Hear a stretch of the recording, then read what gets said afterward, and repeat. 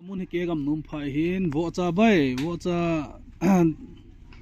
vahnom hon nin do do chu chula hin umi đây để nung kilen thì anu dong chal jong kang jong na si umi vohcha đây na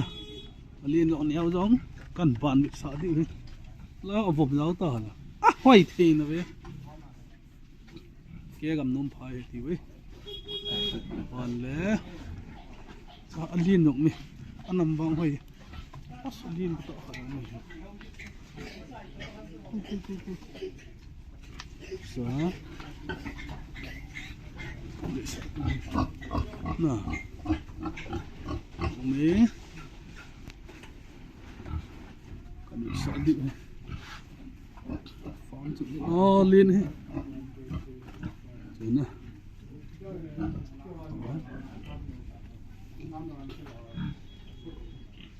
bộ từ đây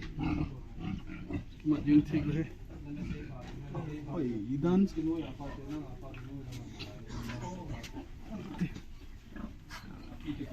có cọp dấu dai săn hì vậy ăn liền mồm mồm này bằng thằng độc thì đan nó ra nè thì đan này liên tạo giống mình thì đan cái đòi gì chứ hey